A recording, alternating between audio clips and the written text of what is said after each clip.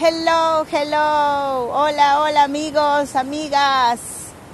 Thank you very much for coming to Lima this morning, maybe afternoon for you, maybe evening time if you're coming from the other side of the world. Thanks so much for coming and your interest, especially in Peruvian history, culture, reality, nature. Today we are going to walk along the most impressive natural attraction of Lima. We are going to visit today the seafront of Lima, but not above the cliff. As most of you know, we have been in several occasions. We have a cliff side that we usually visit in my tours, in my regular tours. Today, we are going to walk along the beach. Hola, amigos. Let me say hi to all my friends that are joining. Hola, Tiffany, Adrian. Hola, hola. Maureen, hello. Joanne, hola, hola. Christy, Adrian, thanks for coming. Gail, Bernhard, amigo, hola, ¿cómo estás? Welcome, feel welcome you all, my friends, here in the city of Lima. Today, it is a little bit sunny, not really that much, but still you can feel the brightness of the sun coming finally through those very thick clouds we have in Lima for about half a year. It's coming timidly now, and it's going to, I hope, cheer up a lot the day for us all. Hola, hola, Christy. Edith, hello. Hello, Senhao. Hola, Rose. Thanks a lot for visiting. Thanks a lot for coming. So, in this moment, we are going to start with today's walk, and today's aim will be getting to see surfers in Lima. Surfers enjoying the waves here in the section that is called Miraflores. This is the beach of Miraflores. So we're going to walk now and start to talk about stories related with Lima, related with the surfers. And we're going to talk also about different things, a lot of different things. So I hope you enjoy today's adventure. Thanks a lot for visiting Lima. My name is Vanessa Vasquez. I am your Lima City tour guide. I'm very, very proud of showing the world the beauty of my country, and especially and in particular the beauty of Lima, my hometown, my city. Today we're going to be walking next to the ocean. Please feel free to ask as many questions as you wish. I am also learning. I am an official tour guide, but I keep learning with your questions because, we tour guides have a lot of answers, but sometimes we don't have them all. So I have with me a colleague that is going to help me to everybody. show you Lima. And he's also a tour guide. He's an archaeologist. And he is my husband on top of that. His name is Marek. Hello, Hola, Marek. hello. And we're going to walk together and show you this part of the city. So, once again, thanks a lot. And let's start with this visit. Hola, Rose. Bernhard. Hola, amigo. So, vamos. Let's go. So, this view we are enjoying today, this clarity, the ocean, the fresh breeze, the normality also. We are back into the normal, regular life before, 2020, before the pandemic. Today, we are going to enjoy several views of the seafront of Lima. And I will tell you also a little bit of the story of this section. How the ancient Limanians, the ancient Peruvians decided to come into this part of the country and build societies who prevailed until even nowadays, because we are the descendants of those ancient men. The city of Lima has a particularity, my friends. And I don't know if here in the group there's someone that has already been in Lima in person. If you have, please let me know. That would be super nice to know. Lima City is the only capital of South America, capital of a country of South America that looks directly to the ocean. So the city is right next to the sea. By the way, we have a Dominican seagull over there. Prepare for my future series of bird watching tours here in Lima. If you love birds, if you love nature, if you want to learn how to identify the different species of birds of my city, please join my future tour dedicated to birds of the coast of Peru. You can activate the follow button if you are new to my channel, if you are new to my tours, to see the different tours that are ready for you to book. So now we're going to talk about the culture that is surrounding us in this moment.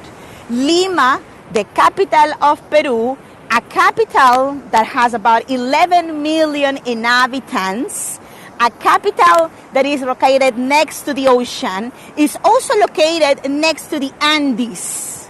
So Lima City is a mega city that is flanked by two natural colossus. In one side, we have the ocean, the Pacific, which is very cold.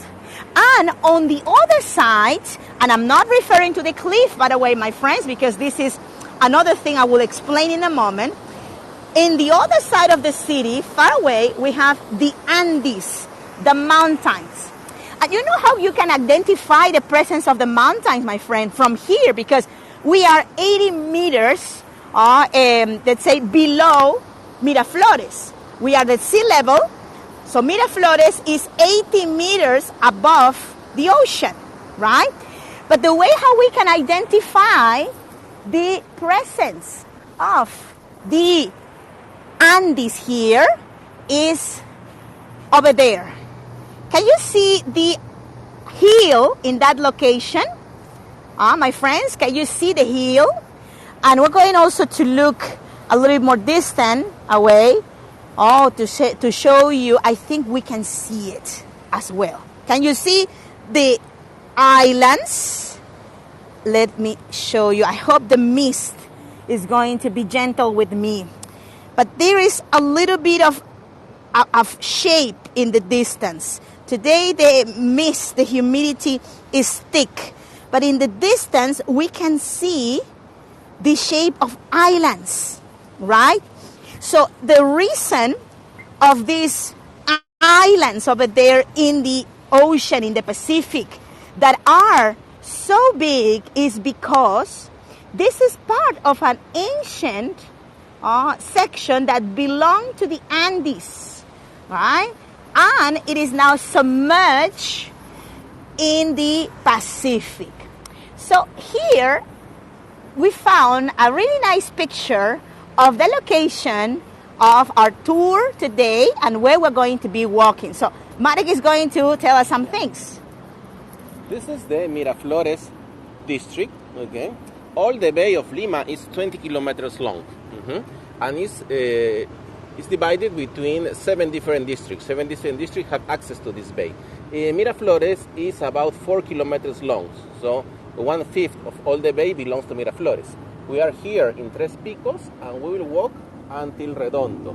So we are here. This is an aerial photograph of Miraflores. Vanessa always show you this part with the parks, you remember?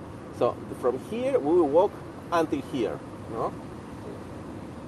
Exactly. So the idea is to walk in this occasion, parallel to the sea, next to the sea. In other tours, I have taken you to walk above the cliff. So this is, let's say, to complete the perspective of how the seafront in Lima looks like. Here, for example, is the Love Park. Exactly. Here is the Love Park, to have some references. Exactly. We have been in into this park in several locations, but we will go back there. If you are new to my channel, you can also follow the upcoming tours to Miraflores that I will be posting also. I will let you know soon when we're going to be doing this new series, and we are going there as well. So I have a question over here. Gracias, Berhan. Probably the tide is very high in the ocean. Yes. Let me also tell you, amigo, how is the situation of the tide in this part, how we control the tide, and if the tide is in its maximum strength, let's say, or height, or it could be even worse. Okay? So, and thanks a lot for that question, because we are now going to cover the answer in its full. So, first of all, you can see, my friends, that the ocean tide is quite strong, right? But it used to be much stronger, and we have sort of like dominated, come down, ease the ocean tide since the 1960s. The erosion of this location here is evidently big, as you can notice, as you can tell, because the ocean has been the force of nature that has tailored the shape of the cliff, right? 80 meters of erosion. That's about 200 feet of erosion, right? From here up there. So in the 1960s, a project that, let's say, had some years already, some decades in the mind of many authorities of Lima, came to a reality. This project was creating a freeway, a connection parallel to the ocean that will give access to the people of different zones of Lima, from different parts of Lima, into the ocean. But especially to create several beaches along this section. We had beaches in Lima, of course, natural beaches. For example, Chorrillos, the oldest beach resort of Lima. It was a natural beach. Barranco, another famous beach resort of Lima from the 19th century. It had a beach as well. Miraflores had a beach. But not all of the Bay of Lima had beaches. There are pictures, there are photographies, my friends, of the Bay of Lima from the beginnings of the 20th century, taken from this section, even from above in this part, down, where the ocean is touching the cliff. So the ocean has, I think it's called recess, has moved backwards, or has been moved backwards, in a process of decades of transformation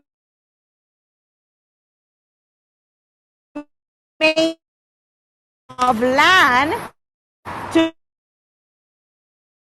create this freeway that you see here, stop the erosion, and also allow us to enjoy a beach section. So this has been man-made, my friends. Yes, and the most important part was the wave breakers we made in the 60s and the 70s. So all those wave breakers you see here, and we have also behind, are stopping the waves. So in that way we can gain the land. Exactly. So now coming also to the answer of my friend Berhan's question, the tide is now stopped or minimized a bit by these elements that you can see here, these elements that are coming out from the shore that are breaking the waves and also controlling a bit the intensity of the tide.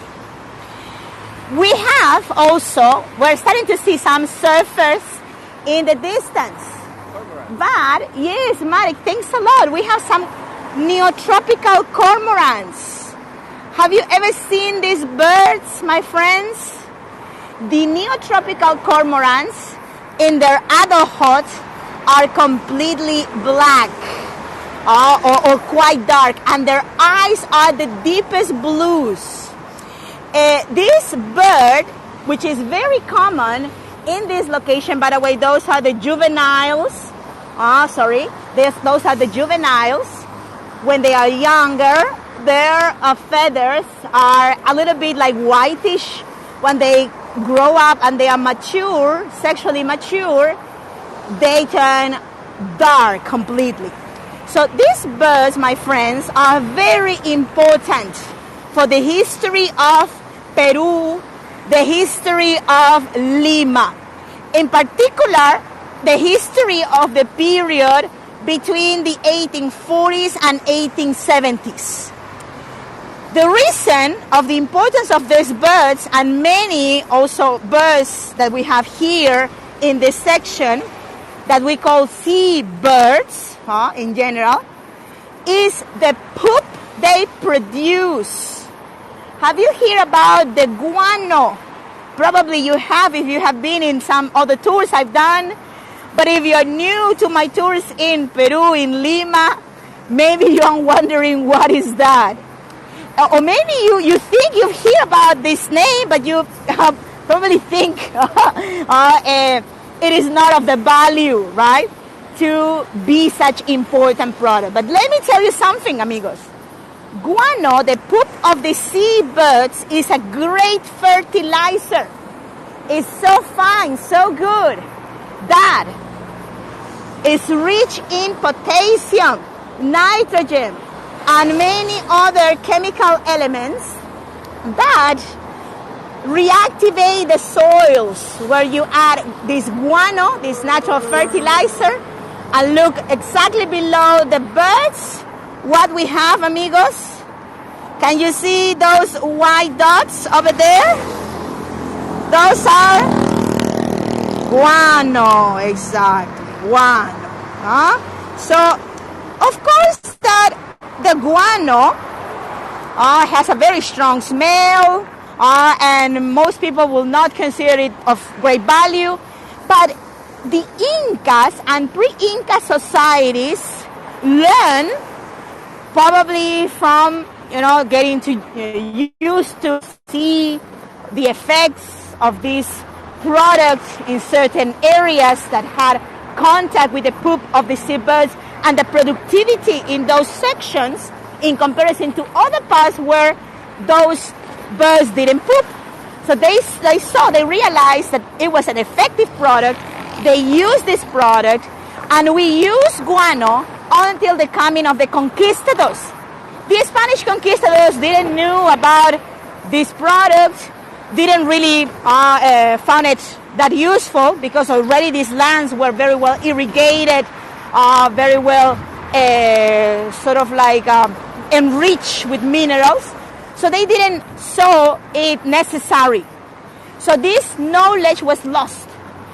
In the 19th century, after the investigations done by Alexander von Humboldt, a German scientist who came to Peru during the time we were still colony of Spain, he took samples of the poop of these birds that mainly is produced, this guano, by cormorants, and he realized the value of this product. And also the reason why I talk about Alexander von Humboldt is because the ocean you are seeing here, the Pacific, is not just simply the Pacific. We call the current of water that you have here in this part of the world, that you see here in this part of the world, Humboldt Current. The reason of the name is because Mr. Alexander von Humboldt, he came in the year 1802, he realized that the temperature of the ocean in front, and the Pacific in front of the coast of Chile and Peru, was abnormally cold. He didn't understood why, in Ecuador, Colombia, and that upper part, the water was warmer, and here in Peru, the water was colder. And also, he was fascinated to see that in the coast of Peru and Chile, we had, instead of let's say, a forest, as in the zones of Ecuador, Colombia, Panama, we had a desert. So he was wondering why these people had a desert, why the coast in here is a desert. So finally, he realized that this section has the influence of a current that, well, nowadays receives his name, the Humboldt Current. The currents of water are like rivers in the ocean. This current comes from the Antarctica. It comes from the south. It sort of like cools down the coast of Chile and also has influence in the coast of Peru. So the coast of Peru is a desert and humid coast, which is very curious. We are very, very humid, but it still rains nothing here. It only rains 1 cubic centimeter per year. That is less than 1 inch per year. We are starting now to see the surfers, my friends. And I would like also to tell you a couple of things about surfing in Peru.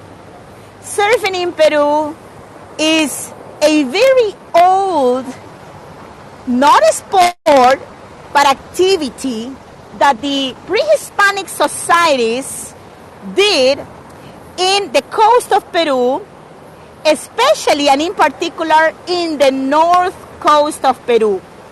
So, although the surfboard and the sport came in the 1930s, our ancient Peruvians knew how to surf and knew how to dominate the ocean that they considered as well their mother, their protector, the giver of life, because from the ocean you have your food, from the ocean you have the fish, in the ocean resides the deities of the ancient men of this part of the country.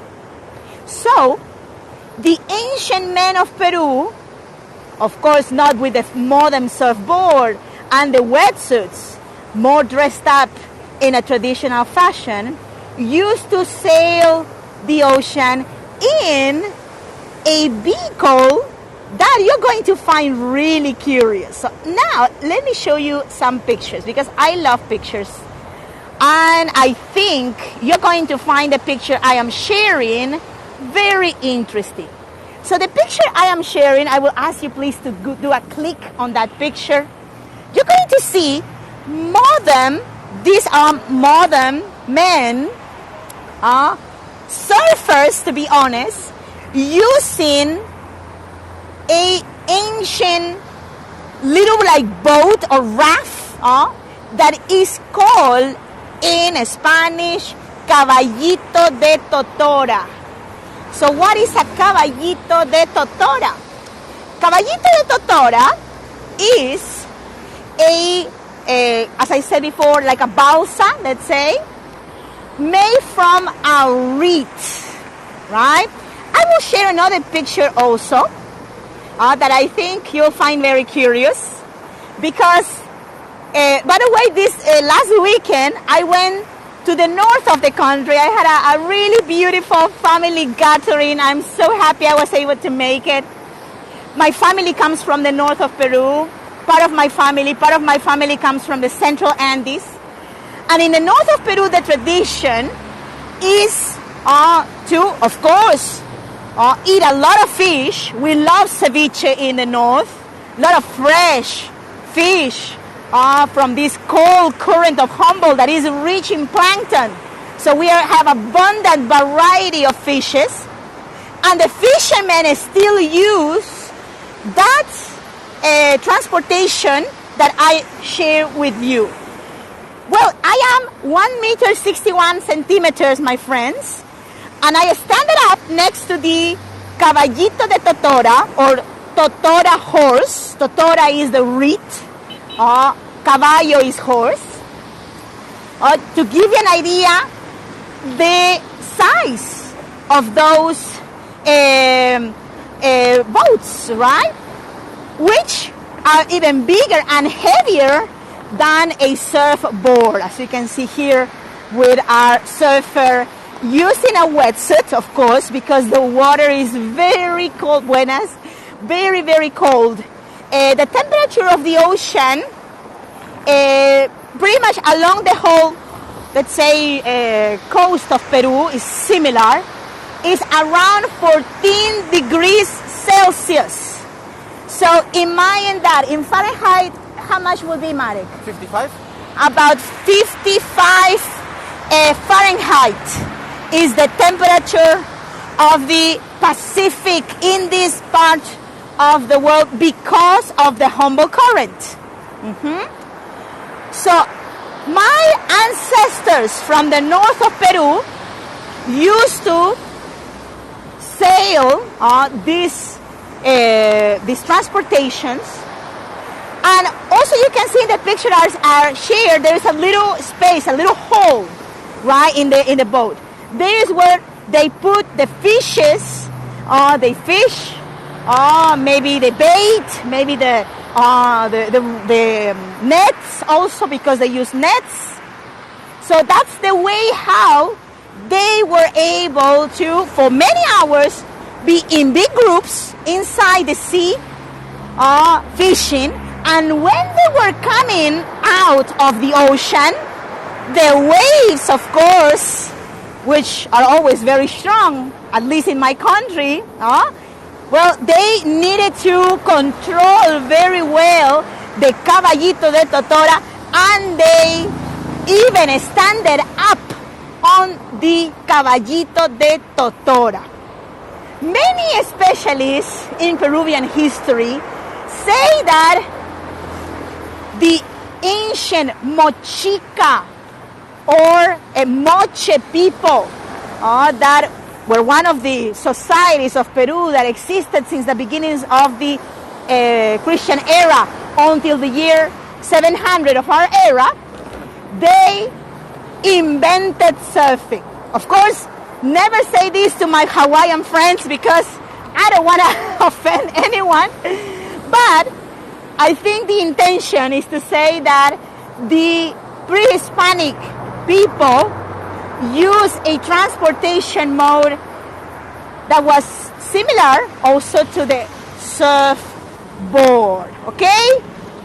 So, we are now getting to the section where usually surfers gather in big groups and have also let's say these nice sporty mornings, afternoons, or even evenings, because here in Peru we have a lot of affection for the sport of surfing, and you can see people surfing up to even 5 p.m., up to 6 p.m. in the summer. You can see here the nets that are protecting the cliff. Now changing a little bit topic. We have nets that avoid the falling of rocks from the cliff down to the freeway. But this is something new, amigos. This is new because in the 1990s is when they were registered the biggest number of accidents caused by rocks that were like the pebbles you see here, the exact same size of pebbles you see down. Notice that our beaches are rocky beaches, right? So we don't have sand, we have rocks. And it's not easy to go on a beach like this one. You need to be used to. So I'll let you know in a little while how you can do or how you should do if you're coming to a beach of rocks. But just a little parenthesis to that. So the rocks that you see here are exactly the same type of rocks we have here on the cliff, okay? So the cliff is conformed by these pebbles and mud. So the explanation of this condition that you see here, this nature here, is that millions of years ago, the city of Lima, where nowadays is Lima, used to be the bottom of a gigantic river. And this river from the Andes, probably a glacier that was located many kilometers away from here, this glacier, when it started to melt, it created a river. And this big section was actually below a high, let's say, a river that ended very deep in the sea. This river, extinct now, drag material. Of course, it dragged from the Andes, right? The pebbles, the rocks were poolish in a way that they ended up in pebbles, this size usually. And the mud also is the soil, the sediment. So the accumulation of this million of years of material drag deposited here is the soil where Lima lays.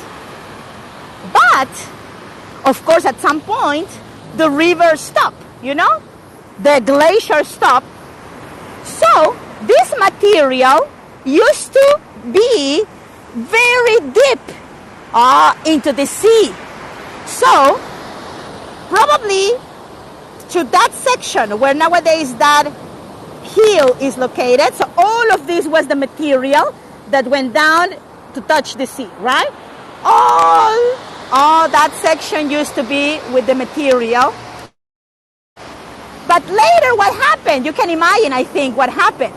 So more time passed and the ocean eroded little by little, did a silent work of erosion and created the Bay of Lima, what we call the Bay of Lima. So in the 1960s, we tried to stop the erosion because the erosion continued, creating the freeway you see here and also creating these spaces that will be called later playas or beaches, right?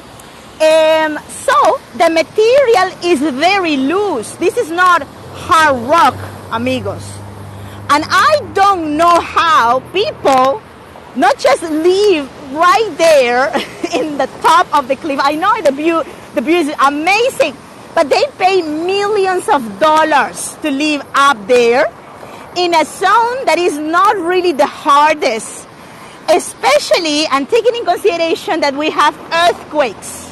So I don't think it's the best and most reasonable thing. Anyways, so this part here, and we are now coming to the last part of this tour, I want to tell you what is this section here. We have some clubs, and most of these clubs were founded with the intention of promoting surfing. So who introduced surfing in Peru? The person who introduced this sport in my country was Carlos Doñi Larco.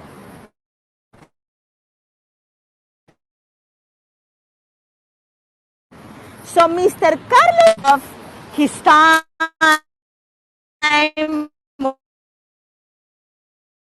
talking about the 20, he was a womanizer, right? A very rich, elegant man from the dynasty of the Larco family in Peru. Larco is the name of avenues, of schools. There is a museum, the Larco Museum. I dedicated also a series of tours to the Larco Museum. So they are, still are, very, very rich and also considered the most famous family of Lima, right? So Larco family was wealthy enough in the beginnings of the 20th century to give the chance to their children, young children, to travel the world. And Mr. Carlos Doñi Larco, in the 1920s, He visited Hawaii. He probably was one of the first Peruvians who visited Hawaii. He went there just to have fun, just to enjoy, and he met there the sport that is called surfing now. So he fell in love of this sport, and he realized that Peru had excellent conditions to practice that sport. So that is why this sport came to here, thanks to Mr. Carlos Doñil Arco in the 1930s. It was 1938. I have some pictures I want to share with you. First of all, I just realized I have those pictures. So let me also share this one here. So, amigos, by the way, are you still there? You're very silent. I hope you are having a fun time. You're enjoying this tour. Let me know if you're still there. I am sharing a picture with the cliff of Lima. Gracias, Joen. Yes, gracias, Susan. Gracias. Gracias, Maureen. I'm so happy you're having a fun time. You're enjoying. I love history, as you can tell. So I cannot just tell you things about what we are seeing and the present reality. We have to connect the present situation with the history, because we are a reflection of who we used to be, right? And the picture I show you, amigos, is the one of how the cliff looked like. Are you noticing that, my friends? The cliff and the ocean touching the cliff. Interesting, right? Really, really interesting. There's another one if you want to see more. So you can see here, gracias, Yogi. You can see here again the cliff. This will be, let's say, on the other side, right? So we have here the cliff, the freeway now, and in the other picture we have no freeway, no space for free, right? So, oh, look at the cormorants, and I love birds. I love birds. Look at these cormorants having a nice bath, fishing, eating. You know how much these cormorants poop, by the way? They poop a lot, about a quarter of kilogram of poop per day. It is amazing, and they only weigh about 2 kilograms. So it's a lot of poop they do. When was this, Susan? And how long ago? Gracias. Thanks for your question. Let me go backwards for the zoom. Maybe too much zoom. So, so the pictures you are seeing, which were taken from the internet, are pictures from the beginning of the 20th century. They are not like dated exactly, but probably those are pictures about the 1920s, 1910s, when Miraflores was already a beach resort. So people were putting some interest in this section finally, at last, because in the colonial times, the beach was for the poor, right? The fishermen, right? The only ones who were in contact with the ocean. People had especially people of the elite, wealthy people, had like we say aberración, a fear to tan their skin. To tan the skin, because tan skin was connected with the lower classes. So they didn't like to really be exposed to the sun. This changed little by little, of course. But even in the times when this part was a famous beach resort, the ladies of the elite used to cover their whole body from head to toe with lots of layers of fabrics and hats and umbrellas to avoid tanning their beautiful fair skin, right? So, all of this section here, which was expanded after the 1960s, that became these beaches that you see here, are stone beaches. I promised to tell you about the stone beaches, how you should do to come here. First of all, my friends, when you come to a stone beach, like the one here in Miraflores, and you're new to these beaches, bring sandals that you're going to be using all the time, not the flip-flops, sandals that will be more like, fixed in your feet, right? Because flip-flops will go away fast.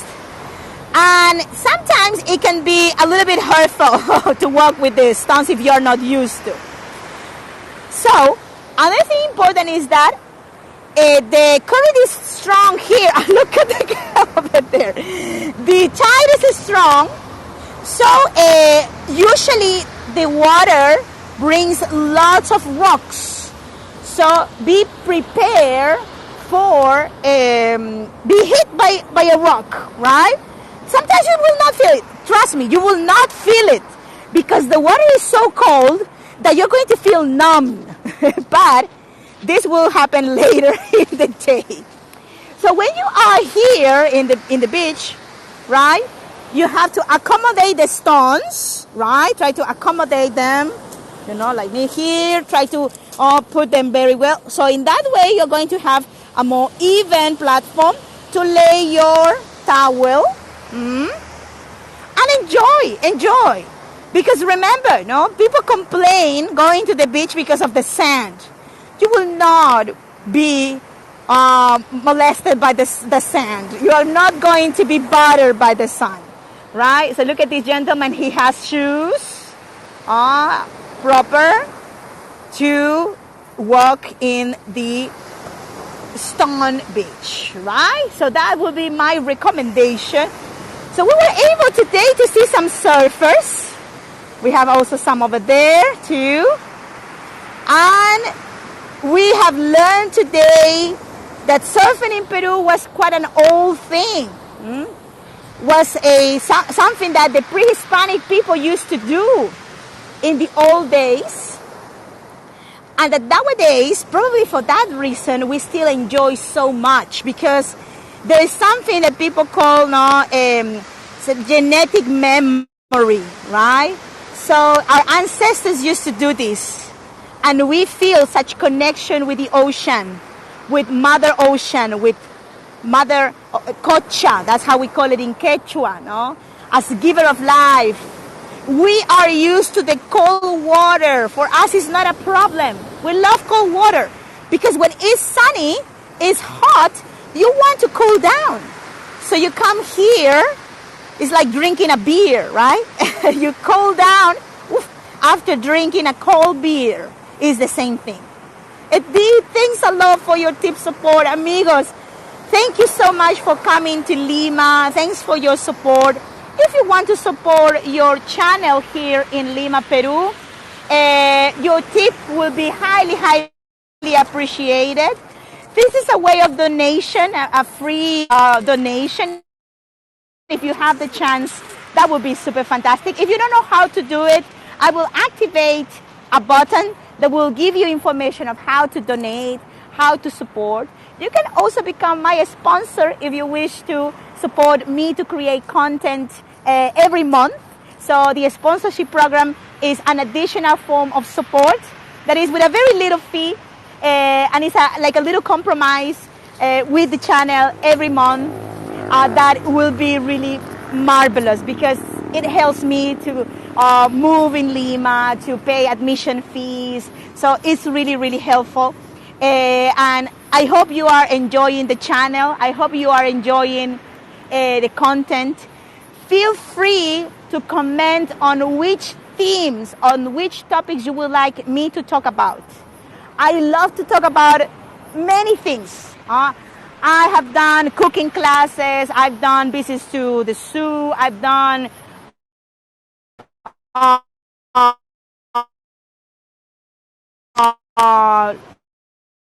let's say garden tours. I've done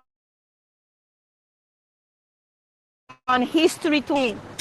Susan, we are in spring, although it doesn't look like we are in the spring because we are in the southern hemisphere. This is the season when we get closer to the sun, and that's why also the days get warmer. Not always blue sky, but it gets a little warmer. And soon, in a couple of few more weeks, we're going to have finally blue sky, the sun, and I will take you more to the beach. We're going to have some sunset tours. Gracias, Susan. Thank you. Gracias, Maureen. Also, I am sure you're going to enjoy a lot Lima. It's going to get warmer and warmer, and in December, we're going to have a warm Christmas together. So please follow my channel. If you wish also to still support the channel and you would like also to maybe do it in a different way, you can help me with a comment. You can follow the channel. You can comment also or share the link of the tours with your friends. Remember, these are free to join tours. So my wish is that you come and you get to know more about my country and in particular my city. So well, amigos, muchas gracias. Thanks a lot for coming. I hope and I wish you a wonderful day, a wonderful weekend or week. We are in a week. We are in Tuesday. A wonderful week. And come please to my upcoming tours. I will be doing lots of different tours this week. So please join. I hope to see you soon. Muchas gracias, Berhan. Thanks a lot for coming. Thanks a lot for visiting Lima, amigos. Gracias. Oh, muchas gracias. You are awesome. Thank you so much. Gracias, Susan. A pleasure. See you very soon. And lots of love from Lima, Peru, from your friend in Lima, Vanessa. Take care. Gracias. Bye-bye. We are going to finish this tour with a view of the ocean. And I am sharing also here all my contacts, my information, if you wish to follow my Instagram, Facebook, and YouTube channel. Bye-bye.